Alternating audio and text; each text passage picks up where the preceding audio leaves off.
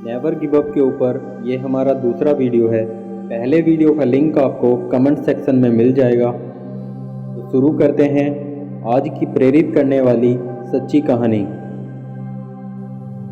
ये कहानी है 1938 की हंगरी देश के एक नागरिक कैरोली की, जो हंगेरियन आर्मी में था। कैरोली हंगेरियन आर्मी में बेस्ट पिस्टल शूटर था, जो हंगरी देश में होने वाली ऑलमोस्ट सभी नेशनल शूटिंग चैंपियनशिप जीत चुका था और उसका एम ही था वर्ल्ड का बेस्ट पिस्टल शूटर बनना। उसकी परफॉर्मेंस को देख पूरे हंगरी देश को यकीन था, अगर हमारे देश को गोल्ड मेडल ओलंपिक में कोई दिला सकता है तो वह है सिर्फ कैरोली। लेकिन कैरोली के दुनिया का बेस्ट पिस्टल शूटर बनने तक का सफ़र इतना आसान नहीं था, क्योंकि कैरोली आर्मी में था। आर्मी कैंप में उसकी एक रूटीन ट्रेनिंग चल रही थी।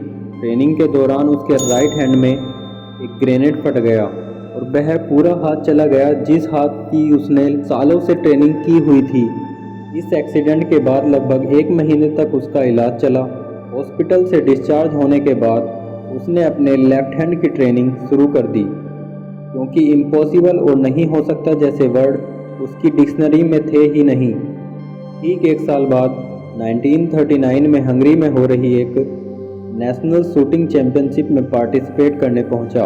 उसको वहां देख सभी एथलीट चौंक गए और बोले, ये होती है स्पोर्टमैन स्पिरिट। इतना सब कुछ होने के बाद भी तुम यहाँ पर आए हो हमारा हौसला बढ़ाने के लिए। कैरोली ने जवाब दिया, मैं यहाँ तुम्हारा हौसला बढ़ाने नहीं, तुमसे कॉम्पीट करने आया हूँ, तैयार हो जाओ। कंपटीशन हुआ। बाकी सब कॉम्पीट कर रहे थे अपने बेस्ट हैंड से और ये कॉम्पीट कर रहा था अपने ओनली हैंड से। और कौन जीता? The man with the only hand. लेकिन वो फिर भी नहीं रुका। नेशनल चैंपियनशिप में गोल्ड जीतने के बाद उसने 1940 में होने वाले ओलंपिक की ट्रेनिंग शुरू कर दी।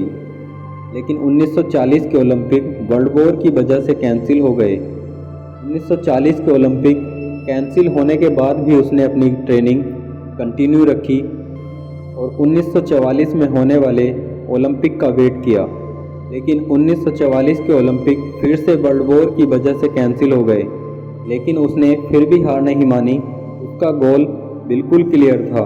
फिर उसने 1948 के ओलंपिक में पार्टिसिपेट किया और गोल्ड मेडल जीता। लेकिन वह तब भी नहीं रुका। उसने फिर से 1952 के ओलंपिक में पार्टिसिपेट किया और फिर से गोल्ड मेडल जीता। इस आदमी ने अपने विश्वास के दम पर पूरी दुनिया का इतिहास बदल दिया था। इससे पहले उस पर्टिकुलर कंपटीशन में लगातार 2 गोल्ड मेडल किसी भी एथलीट ने नहीं जीते थे। तो ये थी एक आदमी के अपने ऊपर विश्वास करने की कहानी। आई होप ये आपको पसंद आई होगी। जल्दी से समअप करते हैं इस पूरी वीडियो की moral of the story. Number 1, कभी हार मत मानो। नंबर 2, अपने आप पर विश्वास करो। नंबर 3, उस पर फोकस करो जो तुम्हारे पास है, उस पर नहीं जो चला गया या आने वाला है। नंबर 4, धैर्य रखो। एक दिन में नहीं होगा, लेकिन एक दिन ज़रूर होगा। तो चलिए मिलते हैं फिर अगली वीडियो में। तब तक के लिए जय हिंद, जय भारत।